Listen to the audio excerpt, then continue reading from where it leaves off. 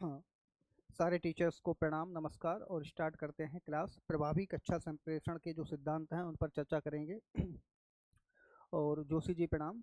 और नोटिफिकेशन आज आप लोगों ने देख लिया होगा। और ये आपके जो पेपर है और इसे मोर कम्पिटिटिव आयोग बनाएगा। और संभवतः अब ये 29 सितंबर को नहीं होगा, उसके बाद कोई डेट फिक्स की जाएगी। और ये भी आप लोग मान के चले, एग्ज़ाम रिटर्न ही होगा और इसमें और कैंडिडेट शामिल किए जाएंगे। एक सूचना तो ये थी आप लोगों के लिए और सभी लोगों के लिए मिल चुकी होगी नोटिस। दूसरा, जो प्रिंसिपल मेन बैच के, ठीक है, और जो principal, very good evening Daulat Singh ji. जो मेन बैच के जितने भी कैंडिडेट्स थे, जितने भी टीचर्स थे, अब उनके जितने भी जो टेस्ट सीरीज होगी सॉल्व, वो इसी क्लास में सीरीज सॉल्व होगी। और सीरीज दो दो तीन दिन आपकी क्लास चला करेगी और एक दो दिन आपकी टेस्ट सीरीज यहाँ पर डिस्कस होगी आप लोगों के साथ।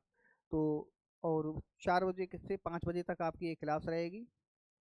देखिए, एग्ज़ाम आपका होगा 100% होगा, क्योंकि आज नोटिस आ चुका है आयोग का। और इसमें और कैंडिडेट शामिल किए जाएंगे, उसमें साफ लिखा है कि प्रतियोगी और प्रतिस्पर्धा की जाएगी। तो और प्रतिस्पर्धा से तात्पर्य यही है कि इसमें और कैंडिडेट शामिल किए जाएंगे। तो इस तरीके से और कम्पिटिटिव एग्ज़ाम होगा। तो इसलिए आप लोग जो है अपनी तैयारी को कंटिन्यू रखें और लगातार इसका डिस्कस अध्ययन करते रहें। दूसरा, जो प्रिंसिपल मेन बैच के कैंडिडेट्स हैं, टीचर्स हैं, वो लोग भी सभी इसी क्लास में कनेक्ट हुआ करें। और जितने भी टॉपिक आपके हैं, चाहे बजट से रिलेटेड हो, सुपरविजन तो हो चुका है, 2 बार हो चुका है, और जितने भी प्रकरण बचे हुए हैं वो सारे इसी क्लास में डिस्कस होंगे। और टेस्ट सीरीज का आयोजन भी अब इसी क्लास में हुआ करेगा।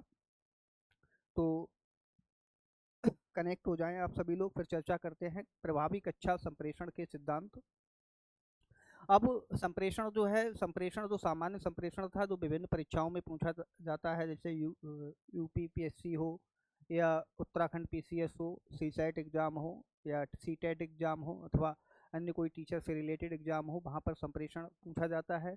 लेकिन जब टीचर के से रिलेटेड कोई भी एग्जाम होता है तो वहाँ पर प्रभावी कक्षा संप्रेषण से ज़्यादा क्वेश्चन पूछे जाते हैं, क्योंकि प्रिंसिपल और टीचर का जो कम्युनिकेशन आधारित होता है वो प्रभावी कक्षा संप्रेषण पर ही आधारित होता है।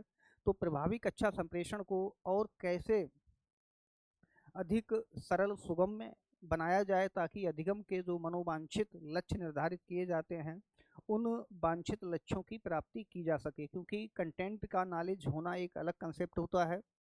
बहुत सारे टीचर्स ऐसे होते हैं जिनको कंटेंट का बहुत अच्छा ज्ञान होता है, अपने विषय में पकड़ होती है, लेकिन जो वे ऑफ प्रेजेंटेशन होता है, किस तरीके से क्लासरूम में कंटेंट को सर्व करना है, प्रेजेंट करना है, एक स्किल होता है। तो एक कम्युनिकेशन जो है, ये कला भी होती है, संप्रेषण कला भी है और विज्ञान भी है। कला ये तब हो जाती है जब कोई शिक्षक जो है अपनी मौलिकता के आधार पर लोचशीलता, फ्लेक्सिबिलिटी और क्रेडिबिलिटी के साथ सूचनाओं का संप्रेषण करता है। और वो सूचनाएं जो होती हैं, जो ऑडियंस होते हैं, और विशेषकर हम कक्षा संप्रेषण की बात कर रहे हैं तो विद्यार्थी होते हैं, उनके मानसिक बौद्धिक स्तर के आधार पर जब हम संप्रेषण सूचनाएं, हाँ, अब 5 to 6 वाली क्लास जो है नहीं होगी, उसमें आपको जो फर्स्ट पेपर है, जो कंटेंट हिस्ट्री का चल रहा है, हिस्ट्री की क्लास उसमें दी जाएगी आप लोगों को, फर्स्ट पेपर की। और बाकी जितना भी सेकंड पेपर से रिलेटिव लिटरेचर है, कंटेंट हैं, टेस्ट सीरीज हैं, वो सब आपकी इसी बैच में, इसी क्लास में सब पर डिस्कशन होगा। तो प्रभावी कक्षा संप्रेषण की बात कर रहे थे। तो बच्चों की 2 प्रकार की एज होती है जनरली। एक तो होती है chronological age, chronological age, age जो वास्तविक आयु होती है, वास्तविक आयु, बच्चा कितने वर्ष का है। दूसरी होती है mental as, mental as, mental as मानसिक आयु, मानसिक आयु। वैसे तो शिक्षा के क्षेत्र में हम इन्हीं दो एज का अध्ययन करते हैं। एक मेडिकल में एक एज और मानी जाती है, body age. Body age body age से तात्पर्य ये होता है कि कोई व्यक्ति 70 साल का है तो उसका उस व्यक्ति की ए वाली क्लास आपकी तब तक होगी जब तक आपका पूरा कंटेंट जो है कंप्लीट नहीं हो जाएगा। आप सारे कंटेंट करा देंगे और टेस्ट सीरीज ज़्यादा से ज़्यादा आपकी डिस्कस होंगी और आपका कुछ भी छूटेगा नहीं, ज़्यादा से ज़्यादा कंटेंट आपको उपलब्ध कराएंगे। तो टॉपिक पर आते हैं तो मेडिकल साइंस में जो डॉक्टर होते हैं एक बॉडी एज पर भी चर्चा करते हैं। कोई व्यक्ति 70 साल का है और उसकी जेनेटिक पोटेंशियल के आधार पर उसकी बॉडी की जो एज होती है वो दूसरा व्यक्ति है 70 साल का, उससे डिफरेंस हो सकती है।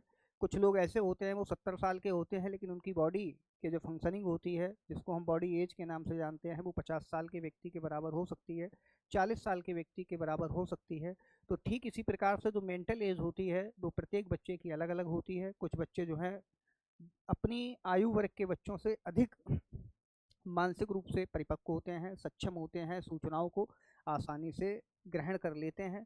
तो जब संप्रेषण की बात होती है तो संप्रेषण में हमारे लिए जो ध्यान में रखना होता है वो बच्चे की मेंटल एज को ध्यान में रखकर, अर्थात उसकी मानसिक आयु कितनी है, वो कितनी सूचनाओं को धारण कर सकता है और कौन से तरीके से प्रभावशाली ढंग से सूचनाओं को धारण कर सकता है। तो प्रभावी कक्षा संप्रेषण में जो सबसे महत्वपूर्ण होता है वो होता है बच्चे का बौद्धिक स्तर, उसकी मानसिक क्षमताएं कितनी हैं और संप्रेषण वहाँ से प्रभावित होता है। तो हमें सबसे ज़्यादा जो ध्यान में रखना है वो बच्चों का बौद्धिक लेवल याद रखना है और उनके लेवल के अनुसार ही कंटेंट को उनकी सरल सुगम्य भाषा में प्रस्तुत करना होता है।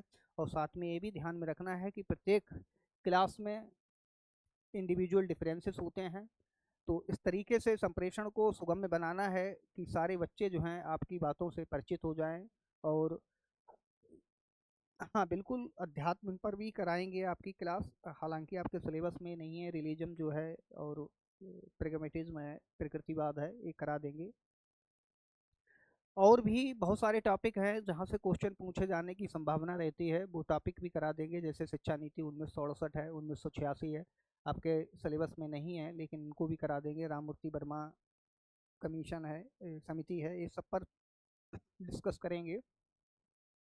तो अब यहाँ पर मनोवैज्ञानिकों ने मुख्य रूप से जो कक्षा संप्रेषण होता है उसकी प्रभावशीलता को बढ़ाने के लिए 4 शीर्षक तैयार किए हैं और उनमें सबसे पहला होता है शिक्षकों के लिए सिद्धांत। शिक्षकों के लिए सिद्धांत यानी कि शिक्षक कौन कौन से स्टेप का फॉलो करेगा जिससे उनका प्रभावी कक्षा संप्रेषण जो है हो जाए और बच्चे जो हैं कंटेंट को आसानी से बोधगम्य तरीके से आत्मसात कर सकें। तो जो सबसे पहला होता है वो होता है छात्रों को समझने की योग्यता। छात्रों को समझने से तात्पर्य ये होता है हम जब उनसे इंटरेक्शन करते हैं और इंटरेक्शन करने के बाद उनसे बातचीत करने के बाद हम छात्रों की जो मानसिक और बौद्धिक ऊर्जा है, उनकी जो कैलिबर है, उस कैलिबर को हम समझ जाते हैं। फिर उसी कैलिबर के अनुसार उनको कंटेंट सर्व करने का प्रयास करते हैं। तो छात्रों को समझने जरूरी होता है। और ये भी क्वेश्चन आता है कि क्लासरूम में कौन सा कम्युनिकेशन होता है। क्लासरूम में तो क्लासरूम में आमने सामने, जिसको हम फेस टू फेस कम्युनिकेशन कहते हैं, आमने सामने संप्रेषण संप्रेषण होता है होता है। और इसमें तत्काल प्रतिपुष्टि प्रतिपुष्टि या प्रतिक्रियाएं प्रतिक्रियाएं दोनों पक्षों को प्राप्त होती रहती हैं। छात्रों को भी फीडबैक मिलता रहता है। और देखिए, आप लोग निराश ना हो, पेपर 100% होगा। बस इतना है कि इसमें और कैंडिडेट जो हैं उसका जो एलिजिबिलिटी क्राइटेरिया है पेपर का, प्रिंसिपल के पेपर का, उस एलिजिबिलिटी क्राइटेरिया में परिवर्तन होंगे और पेपर जो है और कम्पिटेटिव बनाया जाएगा। जब ज़्यादा लोग शामिल होंगे तो कम्पिटेटिव बन जाएगा और पेपर होगा सितंबर में तो नहीं होगा, अक्टूबर, नवंबर या दिसंबर तक ये आपका पेपर जरूर होगा। हाँ, पाठ्यचर्या जितने भी आप लोग हमें कंटेंट बता देंगे, सारे कंटेंट आपको मैं डिस्कस करूँगा आप लोगों के साथ। तो क्लासरूम में यहाँ से क्वेश्चन पूछा जाता है, तो क्लासरूम संप्रेषण जो होता है फेस टू फेस कम्युनिकेशन होता है, और इसमें तत्काल प्रतिपुष्टि जो है दोनों पक्षों को मिलती रहती है, चाहे वो छात्र हों या अध्यापक हों। दूसरा है विषय में दक्षता। एक अच्छे टीचर से एक्सेप्टेबल होता है, एक्सपेक्टेशन की जाती है कि उसे अपने विषय का संपूर्ण ज्ञान हो और कम्युनिकेशन को प्रभावित करता है। यहाँ से अगर क्वेश्चन पूछा जाता है कि निम्नलिखित में से कौन कौन से फैक्टर हैं जो प्रभावी कक्षा संप्रेषण को प्रभावित करते हैं। प्रभावी कक्षा संप्रेषण को यहाँ पे ध्यान में रखना है हमें, यानी क्लासरूम कम्युनिकेशन को। तो उस क्लासरूम कम्युनिकेशन में विषय में दक्षता संप्रेषण को प्रभावित करता है। यदि शिक्षक को अपने विषय का ज्ञान होता है तो उसकी जो फ्लुएंसी ऑफ स्पीच होती है वो निरंतर होती है, एक प्रभामय होती है, और अनेक अनेक एक ही शब्द को, एक ही कंसेप्ट को कई शब्दों और लाइव एग्जाम्पल के माध्यम से टीचर जो है प्रेजेंट करता है क्लासरूम में, जिससे अधिगम वातावरण क्रिएट होता है और छात्र जो हैं बहुत आसानी से कंसेप्ट को समझ जाते हैं।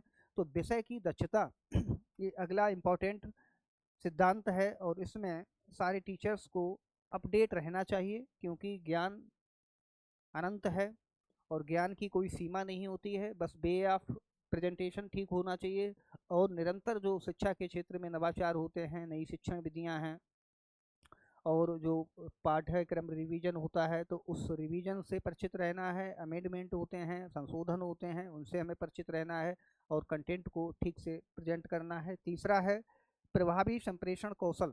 जैसा कि मैंने अभी बताया था कि संप्रेषण कला और विज्ञान दोनों होता है। निश्चित सिद्धांतों के आधार पर हम जो हमारा कंटेंट होता है उसको क्लासरूम में प्रेजेंट करते हैं, और साथ ही साथ अपनी कलात्मकता और मौलिकता के माध्यम से हम संप्रेषण को और अधिक प्रभावशाली बना सकते हैं। ठीक इसी तरीके से अगला है वस्तुनिष्ठ एवं कर्तव्यनिष्ठ शिक्षक। यहाँ पर दो चीज़ें आई हैं, एक तो वस्तुनिष्ठता है, वस्तुनिष्ठता, दूसरा कर्तव्यनिष्ठता। तो सबसे पहले बात करते हैं वस्तुनिष्ठता से संप्रेषण में तात्पर्य ये होता है कि अगर हम क्लासरूम में उदाहरण के तौर पर अगर हमने कोई एक कविता पढ़ा रहे हैं रेनी सीजन, तो रेनी सीजन से संदर्भित ही जो बातें हैं, चर्चा है, वो हम क्लासरूम में करेंगे।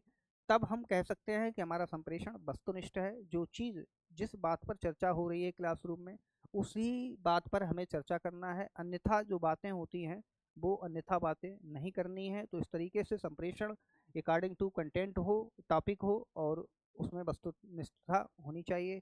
इसी तरीके से कर्तव्यनिष्ठता से तात्पर्य ये होता है कि एक अच्छे शिक्षक जो होते हैं वो कर्तव्यनिष्ठ होते हैं और बड़ी ईमानदारी के साथ अपना कार्य करते हैं। तो ये सारे फैक्टर हैं शिक्षकों से रिलेटेड जो संप्रेषण को, प्रभावी कक्षा संप्रेषण को प्रभावित कर सकते हैं। इसी तरीके से दूसरा है संदेश नियत करने का सिद्धांत, अर्थात किस तरीके से हमें क्लासरूम में संप्रेषण करना है। तो यहाँ पर कुछ है, अनुक्रम का उचित होना, जो हमारा कंटेंट है उनको पॉइंट वाइज रेलिवेंट तरीके से एक एक करके उसको प्रस्तुत करना होता है। अगर हम एक अनुक्रम में सूचनाओं को व्यवस्थित तरीके से नहीं रखेंगे तो बच्चे जो हैं फिर वो कन्फ्यूजन क्रिएट होता है बच्चों के मन में, और बोधगम्यता पर प्रभाव पड़ता है, बच्चे उलझ जाते हैं, वो उनमें एक उलझन क्रिएट हो जाती है कि इसका मतलब क्या है। क्योंकि अगर एक अनुक्रम नहीं होगा तो निश्चित रूप से कंसेप्ट क्लियर नहीं होता है। तो एक अनुक्रम में सिस्टमैटिक तरीके से हमें सूचनाओं को लगाना है। फिर अगला है संप्रेषण से ही रिलेटेड अगला सिद्धांत है सरल भाषा का प्रयोग करना, और भाषा से तात्पर्य यही है कि हमारा बच्चों के मानसिक स्तर के अनुसार और उनकी क्लास के अनुसार हमें संप्रेषण करना होता है। साथ ही साथ बच्चों का परिवेश भी यहाँ पर बहुत डिपेंड करता है कि वो किस प्रकार के परिवार से बिलोंग करते हैं, उनकी सांस्कृतिक और सामाजिक पृष्ठभूमि क्या है, ये भी संप्रेषण को प्रभावित करती है। तो इसी तरीके से अगला है उचित प्रतीकों का प्रयोग। जितनी भी बॉडी गेस्चर होते हैं टीचर के द्वारा, आई कांटेक्ट सभी बच्चों पर बराबर होना चाहिए। प्रश्न सारे बच्चों से पूछे जाने चाहिए। एक क्लास में संभव नहीं होता है, तो हर अगली क्लास में इस तरीके से क्वेश्चन पूछना है कि कोई बच्चा छूटे ना। और प्रश्न पूछने के समय भी सबसे पहले बच्चों को क्लासरूम में प्रश्न रखना है, और प्रश्न रखने के बाद सारे बच्चों को से आई कांटेक्ट करना है, जिससे सारे बच्चे जो हैं प्रश्न का उत्तर खोजने लगते हैं। उन्हें लगता है कि टीचर कहीं मुझसे ना पूछ ले। और उसके बाद सबसे आई कांटेक्ट बनाने के बाद फिर नाम लेकर बच्चे से क्वेश्चन पूछना है। तो इस तरीके से हम अपने संप्रेषण को और अधिक प्रभावशाली बना सकते हैं, क्योंकि प्रश्न पूछना एक स्वाभाविक प्रक्रिया है, और बच्चे भी प्रश्न पूछते हैं, टीचर भी प्रश्न पूछता है। और प्रश्न पूछने का माहौल भी तभी क्रिएट होता है जब कंटेंट को बहुत अच्छी तरीके से प्रेजेंट किया जाता है। तब जिज्ञासाएं बच्चों के मन में क्रिएट होती हैं, और टीचर के मन में भी जिज्ञासा क्रिएट होती है कि जिस तरीके से हम प्रेजेंटेशन दे रहे हैं, क्या बच्चे इसको समझ रहे हैं अथवा नहीं समझ रहे हैं। तो इस तरीके से उचित प्रतीकों का प्रयोग करना। उसके बाद आता है प्रासंगिक अभ्यास। प्रासंगिक अभ्यास से तात्पर्य ये होता है कि कौन सा कंटेंट जो है हम पढ़ा रहे हैं, और कंटेंट में जो स्टिमुलस वेरिएशन है, जिसको हम उद्दीपन परिवर्तन कौशल भी कहते हैं। और उद्दीपन परिवर्तन कौशल को बहुत ध्यान रखना होता है जब हम प्रेजेंटेशन करते हैं। यदि वीर रस की कविता है तो, और कविता का हम वाचन कर रहे हैं, उसको रिसाइट कर रहे हैं, तो चेहरे पर जो एक्सप्रेशन है वो वीर रस के होना चाहिए। यदि करुण रस की बात है कविता में, तो चेहरे पर जो इम्प्रेशन है, एक्सप्रेशन है, वो करुण रस के क्रिएट होना चाहिए। और यदि व्यंग है, व्यंग है, सेटायर है, तो सेटायर वाले चेहरे पर एक्सप्रेशन क्रिएट होना चाहिए। तो इस तरीके से जब संप्रेषण में स्टिमुलस वेरिएशन का प्रयोग किया जाता है, तो निश्चित रूप से बहुत ही आनंद आता है, छात्रों को भी आनंद आता है, और वो आनंदित होकर अधिगम करते हैं। और साथ ही साथ शिक्षक को भी बहुत सेटिस्फैक्शन, एक प्रभावशाली क्लास पढ़ाने के बाद टीचर को बहुत सेटिस्फैक्शन मिलता है, आत्मसंतुष्टि मिलती है।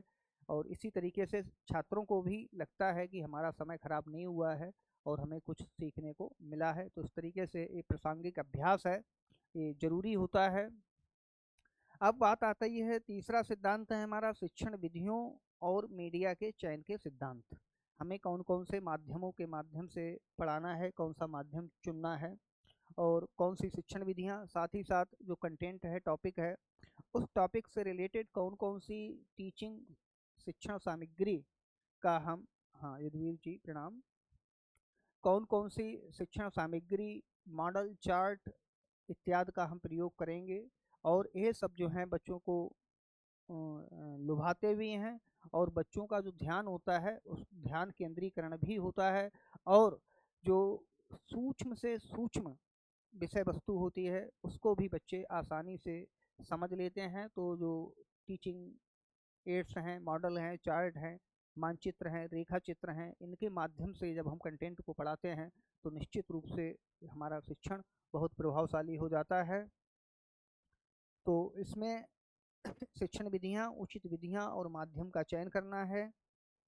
उसके बाद अच्छे मीडिया का उपयोग। मीडिया से तात्पर्य यही है कि आप कौन सा माध्यम अपना रहे हैं, ब्लैक बोर्ड है, वाइट बोर्ड है, या नंबर ऑफ स्टूडेंट्स ज़्यादा हैं, क्लास का आकार कितना है। और एक अच्छा शिक्षण तब होता है जब टीचर की आवाज़ जो है क्लासरूम में अंतिम बेंच पर बैठे हुए छात्र तक पहुंचती है, और प्रॉपर मात्रा में पहुंचती है। तब कहा जाता है कि जो संप्रेषण है वो ठीक है।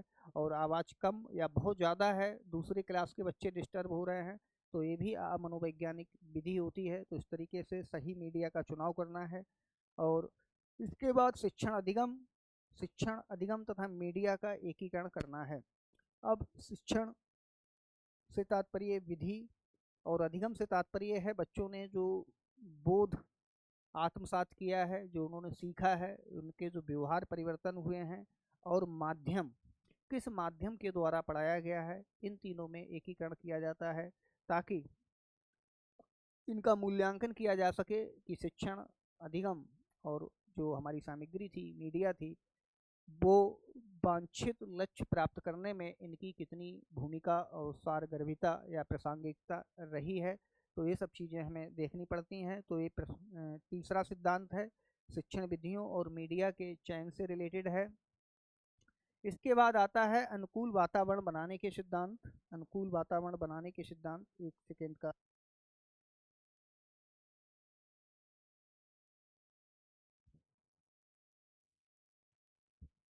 अनुकूल वातावरण किस तरीके से हम क्रिएट करते हैं, तो इस पे भी मनोवैज्ञानिक सिद्धांत हैं। पहला है छात्रों के बैठने के लिए उचित व्यवस्था, बच्चों की ठीक प्रकार से बैठा जाए और ताकि प्रत्येक बच्चा जो है अपना समायोजन कर सके।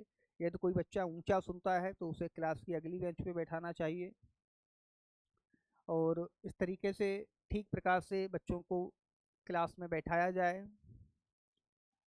कक्षा के अनुकूल वातावरण क्रिएट किया जाए और वातावरण जो है प्रश्नों के माध्यम से, पाठ्य सहगामी जो चार्ट, मॉडल, मानचित्र, रेखा चित्र होते हैं, इनके माध्यम से और जो प्रीवियस नॉलेज होती है कंटेंट की, जो प्रकरण पढ़ा रहे हैं उससे रिलेटेड जब हम बहुत सारे 2-4 क्वेश्चन पूछ लेते हैं, एक श्रृंखला बना लेते हैं, जोड़ देते हैं पिछली क्लास के अधिगम अनुभव को नई क्लास से, तो वातावरण और अधिक प्रभावशाली क्रिएट हो जाता है। तो ये ध्यान में रखना है, वातावरण क्रिएट करना है। फिर पुनर्बलन का प्रयोग करना है। पुनर्बलन, जिसको प्रबलन भी कहते हैं, प्रबलन,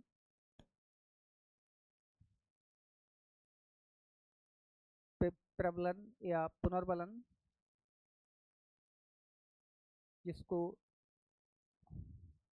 अंग्रेजी में री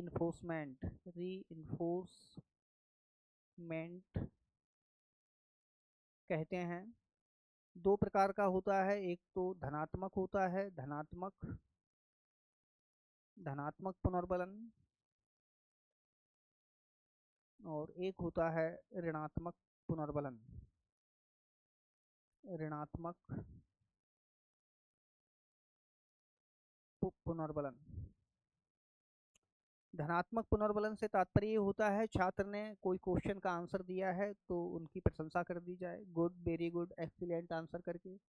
कभी कभी छात्र इतना अच्छा उत्तर दे देते हैं कि हम छात्रों के उत्तर को हूबहू ब्लैक बोर्ड या वाइट बोर्ड पर लिख देते हैं। तो जो बच्चा उत्तर सही बताता है उसका कॉन्फिडेंस बहुत बढ़ जाता है। वो मन में सोचता है कि हमारे टीचर ने हमारे ही बताए गए उत्तर को ब्लैक बोर्ड पर लिख दिया है, तो इसका मतलब हमने उत्तर बिल्कुल सही बताया है। तो इस तरीके से ये धनात्मक पुनर्बलन होता है और वर्तमान समय में हमें ऋणात्मक पुनर्बलन से बचना है। हालांकि ऋणात्मक पुनर्बलन डांट, फटकार, गुस्सा, आंखें दिखाना या बेंत मार देना बच्चे के, या कमेंट पास कर देना, ये अब सब नेगेटिव हैं और इनके प्रयोग से बचना है। हालांकि ऋणात्मक पुनर्बलन का उद्देश्य भी बच्चों में वांछित व्यवहार परिवर्तन करना होता है शिक्षक का, क्योंकि शिक्षक जब भी कोई ऋणात्मक पुनर्बलन का प्रयोग करता है तो वो छात्रों में व्यवहार परिवर्तन करना चाहता है, उनको सही दिशा और मार्ग पर लाने का प्रयास करने के लिए शिक्षक जो है वो ऋणात्मक पुनर्बलन का प्रयोग करता है। लेकिन वर्तमान समय में किसी भी प्रकार का दंड निषेध है और आरटीई के बाद अब ये एक गुनाह है, अपराध है, तो ऋणात्मक पुनर्बलन से हमें बचना है। फिर अगला है विद्यार्थियों की सीमित संख्या। जो राज्य सरकार या केंद्र सरकार के जो निर्देश हैं, उन निर्देशों के आधार पर ही हमें कक्षा का प्रबंधन करना है। कितने छात्र एक क्लासरूम में व्यवस्थित किए जा सकते हैं, तो उस पैटर्न को फॉलो करना है। और उसके बाद है छात्रों के साथ सामंजस्य स्थापित करना, छात्रों से बातचीत करना, उनकी समस्याओं से परिचित होना, उनकी समस्याओं के निदान बताना और उनकी अधिगम में क्या प्रोग्रेस हो रही है, कितनी प्रगति हो रही है, आप जो विषय पढ़ाते हैं उस विषय में बच्चों की कितनी प्रगति हो रही है। तो प्रत्येक शिक्षक को समय समय पर जानकारी रखना चाहिए। बच्चों की नोटबुक्स या कंटेंट जो भी आप पढ़ाते हैं उसकी जांच पड़ताल समय समय पर करते रहना चाहिए। तो इस तरीके से हम छात्रों के साथ सामंजस्य बिठा सकते हैं। तो ये अनुकूल वातावरण बनाने से रिलेटेड सिद्धांत थे। अब अगला इम्पॉर्टेंट आता है संप्रेषण के 7C। यहाँ से क्वेश्चन भी पूछा जाता है कि संप्रेषण के 7C क्या होते हैं, और ये एक अच्छे संप्रेषण के गुण हैं, ट्रेट्स हैं, कैरेक्टरिस्टिक्स हैं, और उनको मनोवैज्ञानिकों ने 7C अक्षरों से इनको प्रदर्शित किया है और इनकी विशेषताएं हैं। तो सबसे पहले आता है क्रिएडिबिलिटी। पहला क्रिएडिबिलिटी,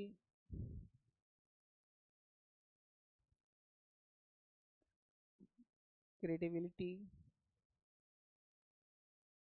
अर्थात विश्वसनीयता, विश्वसनीयता होनी चाहिए। संप्रेषण जो है विश्वसनीय होना चाहिए। वो पहले किताबों में एक कहानी आती थी,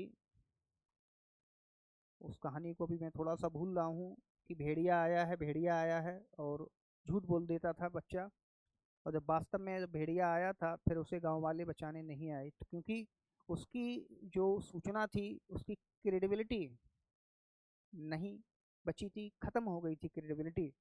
तो यहाँ पर सामान्य संप्रेषण से 7C हैं, चाहे वो हमारा औपचारिक संप्रेषण हो, अनौपचारिक संप्रेषण हो, या जीवन में, सामाजिक जीवन में हम जितने भी लोगों से संप्रेषण करते हैं, बातचीत करते हैं, तो हमारी सूचनाएं विश्वसनीय होना चाहिए। जब भी हम किसी को कोई बात बताएं तो लोग जो हैं उसको आंख मीच कर उसको फॉलो करें, उन्हें इतना कॉन्फिडेंस हो कि इस व्यक्ति के द्वारा बताई गई जितनी भी सूचनाएं होती हैं वो विश्वसनीय होती हैं। तो संप्रेषण की एक पहली विशेषता है क्रेडिबिलिटी। क्रेडिबिलिटी का होना बहुत ज़रूरी होता है, नहीं फिर धीरे धीरे लोग जो हैं आप पर विश्वास करना छोड़ देते हैं। तो ये संप्रेषण की 7C का एक पहला मानदंड है, क्राइटेरिया है संप्रेषण का, क्रेडिबिलिटी का। दूसरा है संदर्भ। संदर्भ अर्थात कॉन्टेक्स्ट, किस संदर्भ में आप बात कर रहे हैं उस संदर्भ से रिलेटेड ही हमें सूचनाएं संप्रेषित करनी है, मैसेज संप्रेषित करने हैं, नहीं फिर संप्रेषण की जो वस्तुनिष्ठता होती है वो खत्म हो जाती है। तो वस्तुनिष्ठता बनाए रखने के लिए संदर्भ से रिलेटेड ही हमें सूचनाएं संप्रेषित करनी होती हैं। तो ये दूसरा महत्वपूर्ण 7C का है। और तीसरा है विषय वस्तु। विषय वस्तु, कंटेंट। कंटेंट, और कंटेंट से तात्पर्य है कि जो ऑडियंस जिस पर्पस से इकट्ठी हुई है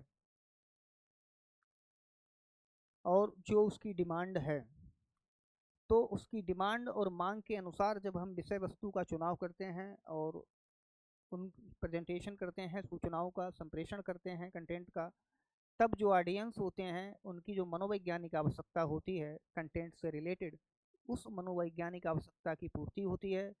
तब ऑडियंस जो है आपको बड़े ध्यान से और अटेंशन के साथ सुनती है, और सुनने के बाद आत्मसात भी करती है और फॉलो भी करती है सूचनाओं का।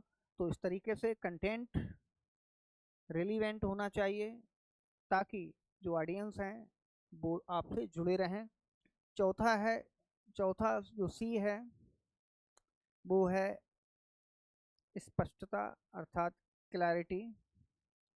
स्पष्टता,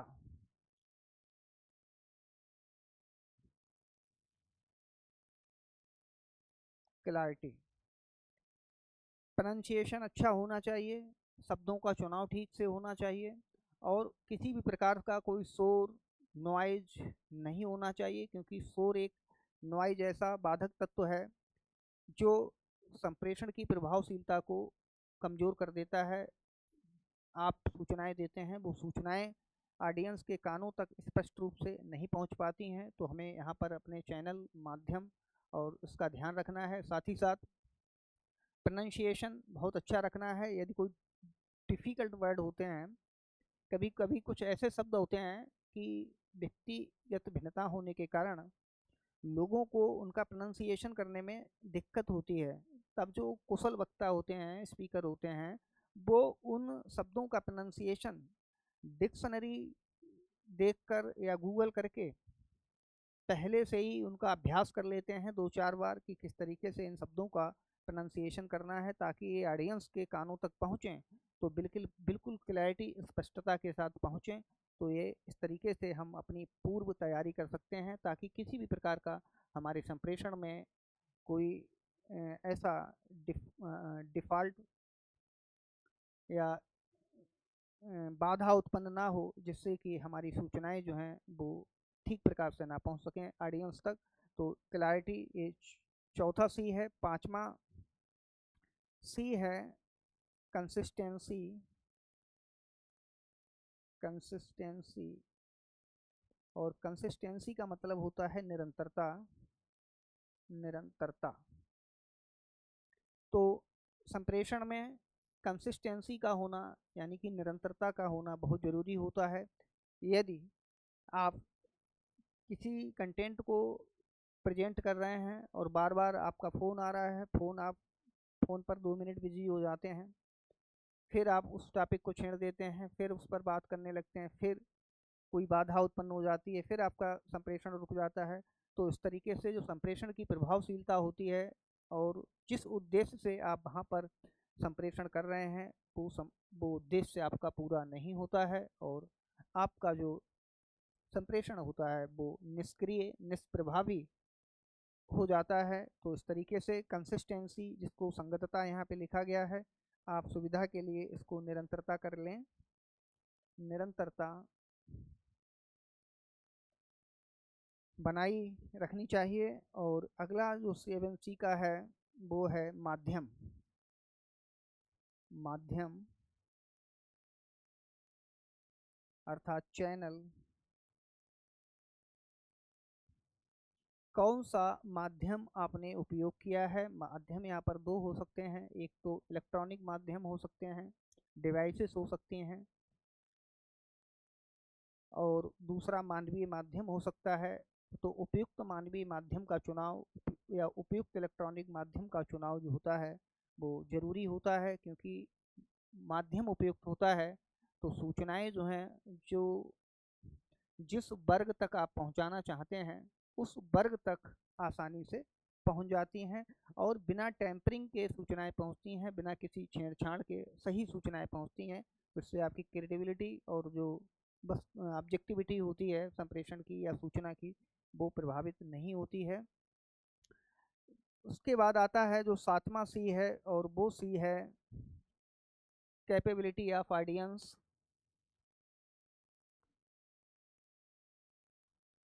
कैपेबिलिटी ऑफ ऑडियंस। श्रोताओं की श्रोताओं की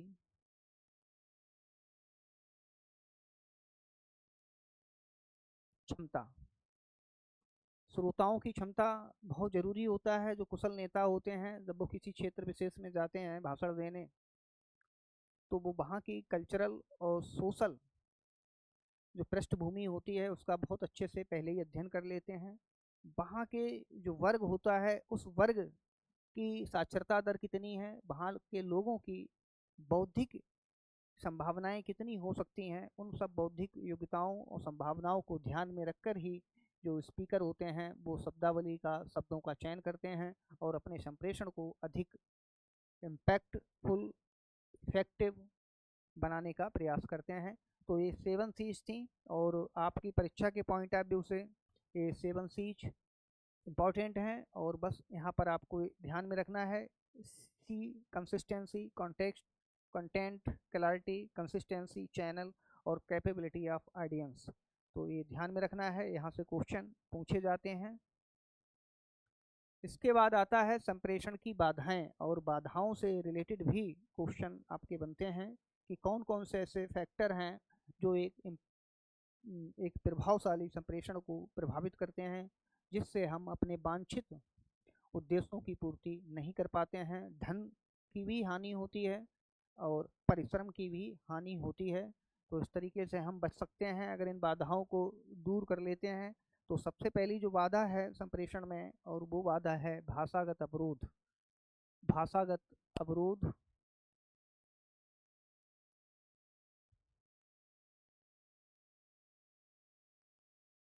भाषागत अवरोध में सबसे पहला है अल्प भाषा ज्ञान। अल्प भाषा ज्ञान, ये पहला है अल्प भाषा ज्ञान। जब हमें भाषा का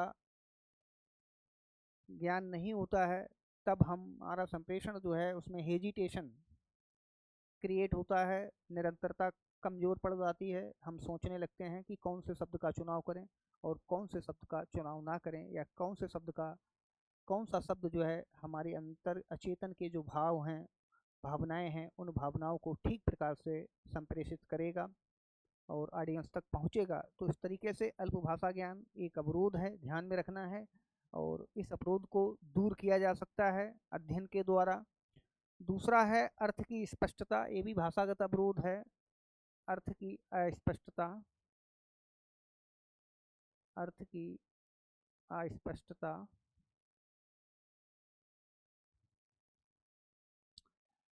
जब दो अर्थी शब्दों का प्रयोग किया जाता है या बहुत कठिन शब्दों का प्रयोग किया जाता है तो अर्थ जो होता है ऑडियंस उसको निकालने में असमर्थ हो जाते हैं, और वो समझ ही नहीं पाते हैं कि जो हमारा स्पीकर है, टीचर है, नेता है, या अन्य कोई प्रबंधक है, प्रिंसिपल है, वो क्या कहना चाहता है। और वहाँ से संप्रेषण जो है प्रभावित हो जाता है, और प्रतिपुष्टि और फीडबैक या तो विलम्ब हो जाता है, या फीडबैक या प्रतिक्रिया मिलना ही मुश्किल हो जाती है कि जब अर्थ को दोनों सामने वाले पक्ष के द्वारा समझा नहीं जाता है।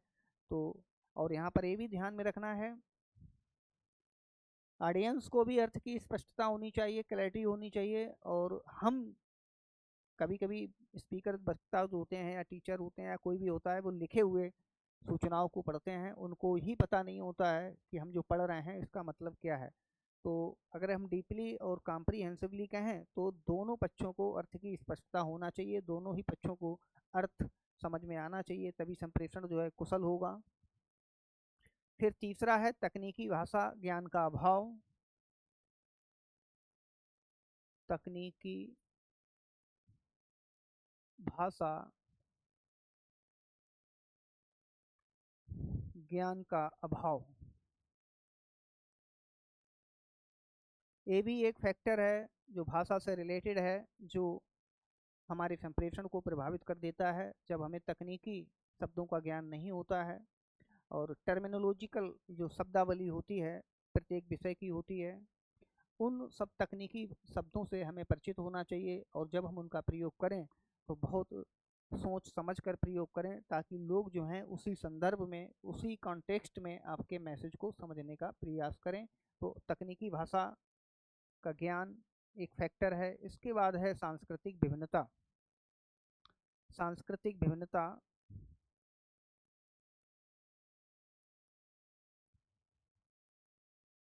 सांस्कृतिक विभिन्नता, विभिन्नता, सामाजिक सांस्कृतिक विभिन्नता, दोनों शब्द यहाँ पर आना जरूरी है। भारत एक बहुधर्मी और बहुसांस्कृतिक देश है, और भारत के संदर्भ में अगर बात करें तो यहाँ पर संप्रेषण जो है वो संप्रेषित करना थोड़ा सा कठिन हो जाता है। अलग अलग भाषाएं बोली जाती हैं, सांस्कृतिक पृष्ठभूमियाँ अलग अलग हैं। तो हमें सांस्कृतिक पृष्ठभूमि का ज्ञान होना चाहिए, जिस क्षेत्र के ऑडियंस को हम संप्रेषित कर रहे हैं उनकी सांस्कृतिक और सामाजिक पृष्ठभूमि से हमें अवगत होना चाहिए।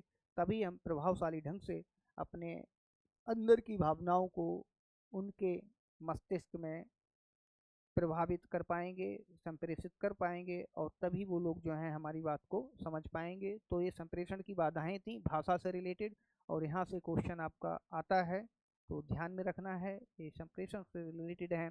इसके बाद आता है भौतिक अवरोध। भौतिक अवरोध, भौतिक अवरोध से तात्पर्य होता है वो पर्यावरणीय कारकों से होता है। अगर जहाँ पर आप संप्रेषण कर रहे हैं वहाँ पर कोई मशीन चल रही है, या अन्य लोगों के द्वारा वहाँ पर शोर शराबा किया जा रहा है, या वहाँ पर ट्रैफिक ज़्यादा है, बार बार कारें, बसें इत्यादि संसाधन निकल रहे हैं, तो इस तरीके से भौतिक अवरोध क्रिएट हो जाता है। तो ये भौतिक अवरोध भी संप्रेषण को की प्रभावशीलता को कम कर देता है, संप्रेषण को निष्क्रिय कर देता है और धन की हानि होती है, परिश्रम की हानि होती है। तो भौतिक अवरोध से बचना चाहिए। इसके बाद आता है मनोवैज्ञानिक अवरोध।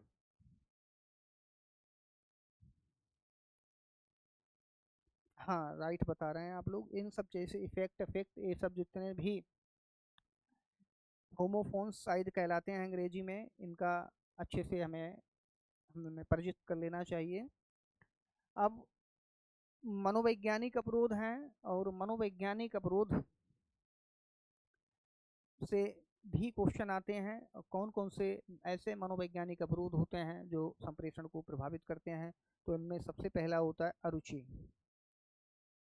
यदि जो ऑडियंस हैं, अगर शिक्षा के क्षेत्र में बात करें, जो छात्र हैं, आप जो प्रकरण पढ़ा रहे हैं या जो सूचनाएं आप प्रेषित कर रहे हैं, या कोई आयोजन किया है आपने, टीचर डे पर किया हो, रिपब्लिक डे पर आयोजन किया हो, अथवा अन्य कोई ओकेजन हो सकता है, और वहाँ पर हम ऑडियंस के अनुसार कंटेंट को चुनते नहीं हैं, तो हमारा जो संप्रेषण होता है, हम तो वन वे कम्युनिकेशन करते चले जाते हैं, लेकिन फिर ऑडियंस की उनमें अरुचि होती है, निराशा होती है, उदासीनता आ जाती है ऑडियंस के मन में, और वो आपकी सूचनाओं को निष्क्रिय श्रोता की तरह सुनते रहते हैं। उनका ध्यान कहीं होता है और फिजिकल रूप से वो कहीं अलग व्यवस्थित होते हैं। तो इस तरीके से अरुचि।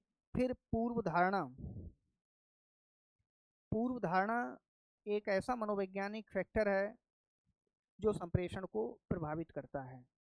यदि हमारा किसी व्यक्ति के प्रति जो पूर्व धारणा है वो अच्छी बनी हुई है, हम सामने वाले व्यक्ति में पूरा कॉन्फिडेंस रखते हैं, उसकी क्रेडिबिलिटी को मानते हैं, हम उससे परिचित होते हैं, तो ऐसे व्यक्ति को हम आसानी से समझते हैं, सुनते हैं, जानने का प्रयास करते हैं और नोट भी करते हैं।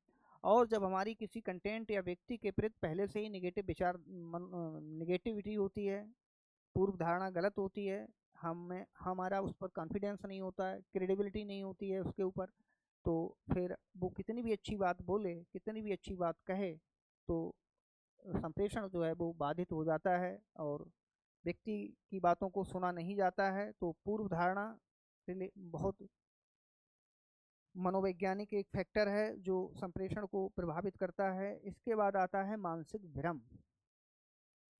मानसिक भ्रम एक ऐसी स्थिति होती है जहाँ पर हमारे मन में कोई द्वंद्व कन्फ्लिक्ट चल रहा होता है, और हम शारीरिक रूप से, फिजिकल रूप से तो सभागार या क्लासरूम में उपस्थित होते हैं, लेकिन हम अंदर ही अंदर अपने मानसिक संघर्ष से लड़ रहे होते हैं। तो इस स्थिति में हम वहाँ पर एक निष्क्रिय श्रोता की तरह प्राय रहते हैं, और वहाँ पर कौन कौन सी बातें डिस्प्ले की गई हैं, कौन कौन सी बातें बताई गई हैं, कौन कौन सी सूचनाएं बताई गई हैं, वो आधी अधूरी ही हम जान पाते हैं। तो संप्रेषण प्रभावित होता है।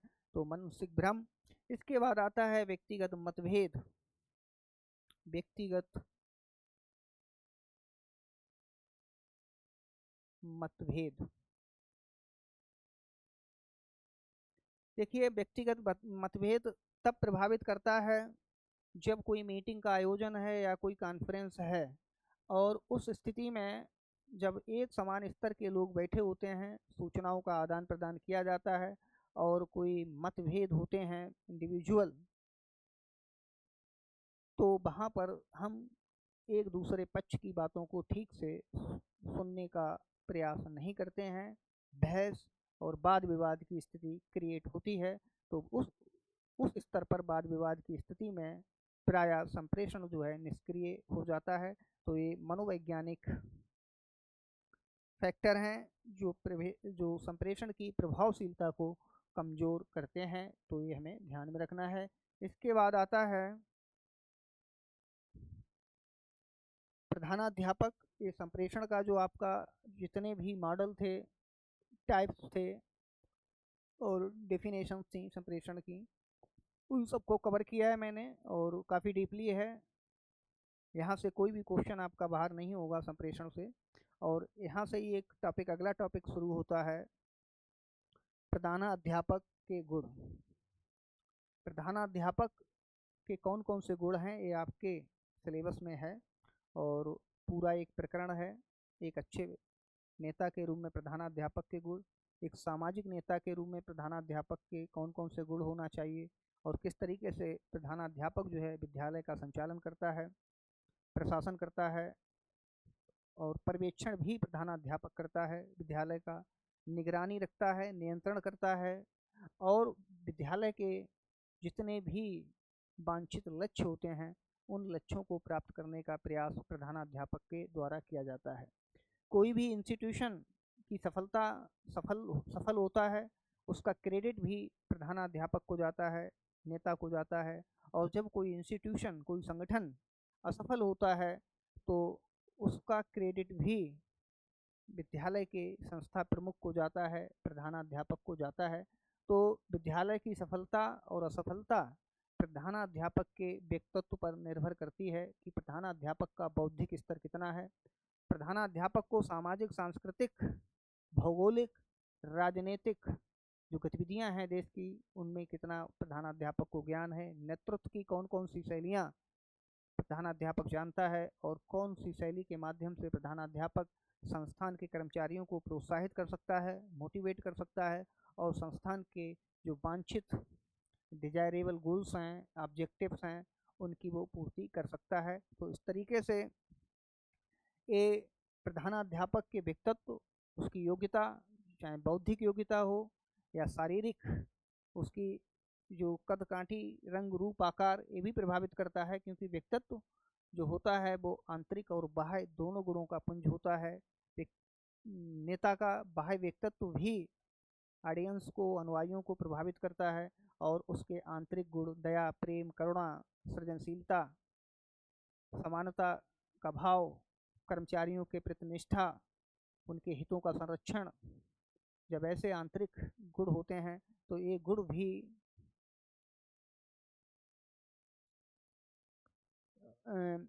प्रधानाध्यापक के कर्मचारियों को प्रभावित करते हैं, और इंस्टीट्यूशन जो होता है वो अपने लक्ष्य की ओर चला जाता है। और जब अकुशल नेतृत्व होता है और निर्णय प्रक्रिया नेता की, संस्था प्रमुख की ठीक नहीं होती है, या समय पर निर्णय नहीं ले पाता है, ठीक से विद्यालय में मानवीय और भौतिक प्रबंधनों का मानवीय और भौतिक संसाधनों का प्रबंधन नहीं कर पाता है, तो वहाँ पर फिर प्रधानाध्यापक जो है वो असफल हो जाता है, और जो संस्थान होता है वो संस्थान अपने वांछित डिजायरेबल गोल्स को प्राप्त करने में असमर्थ हो जाता है। और निश्चित रूप से संस्था का अहित होता है, और सबसे ज़्यादा अगर किसी का अहित होता है तो वहाँ पर जो बच्चे पढ़ते होते हैं, जिनके सपने होते हैं, जिनमें इंजीनियर, डॉक्टर, नेता, वकील सब भविष्य के होते हैं, उनको, उनका सबसे ज़्यादा नुकसान होता है। तो इस तरीके से हम देखते हैं डॉक्टर एस एन मुखर्जी की एक डेफिनेशन है प्राचार्य के महत्व पर।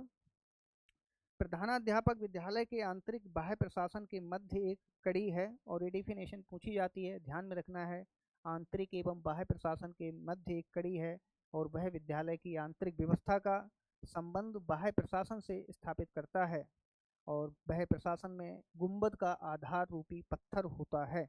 तो S N Mukherjee, doctor S N Mukherjee की डेफिनेशन जो है, प्रधानाध्यापक की जो भूमिका होती है संस्थान को संचालन करने में, संचालित करने में, क्या भूमिका हो सकती है, और किस तरीके से प्रधानाध्यापक विद्यालय के आंतरिक और बाह्य जितने भी प्रबंधन के क्षेत्र हैं उनका संचालन करता है, वो सब प्रधानाध्यापक से ही संबंधित होते हैं। तो इस डेफिनेशन को हमें ध्यान में रखना है एस एन मुखर्जी की।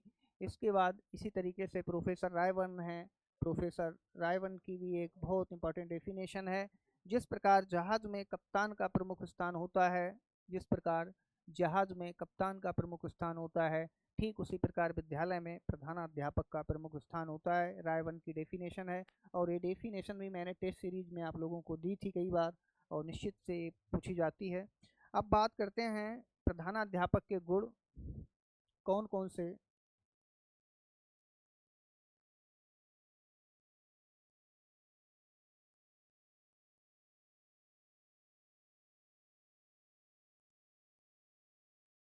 हाँ,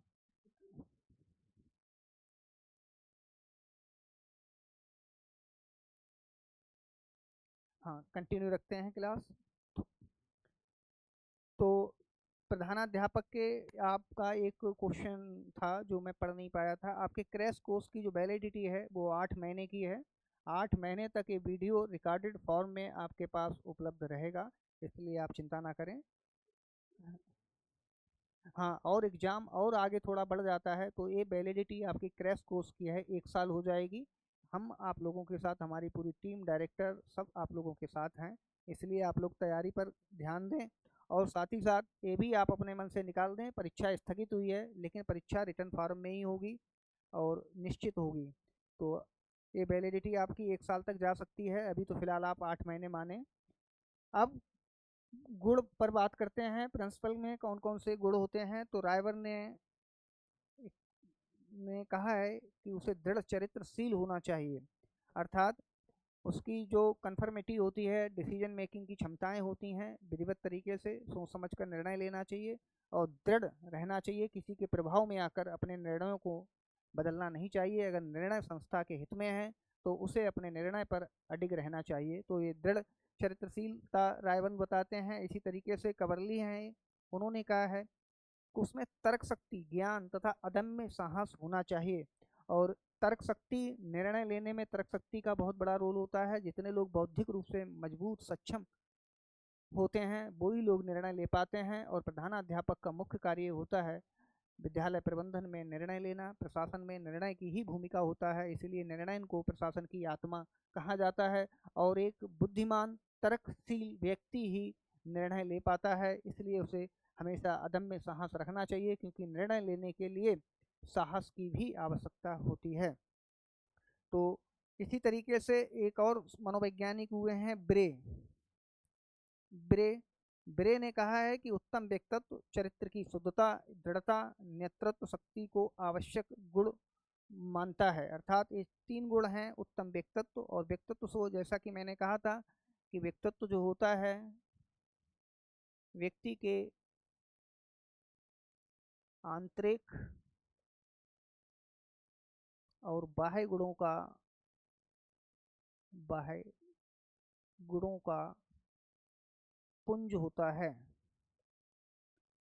पुंज होता है। तो व्यक्तित्व बहुत प्रभावशाली होना चाहिए, दृढ़ता, चरित्र की शुद्धता, ये सभी ऐसे महान गुण हैं जो एक नेता से एक्सपेक्टेड हैं। माना जाता है कि ये गुण एक कुशल नेतृत्वकर्ता में होना चाहिए। तो आज की क्लास यहाँ पर ही फिनिश करते हैं और नेक्स्ट क्लास आपकी फर्स्ट पेपर की होगी, जीके की। Thank you, have a good day.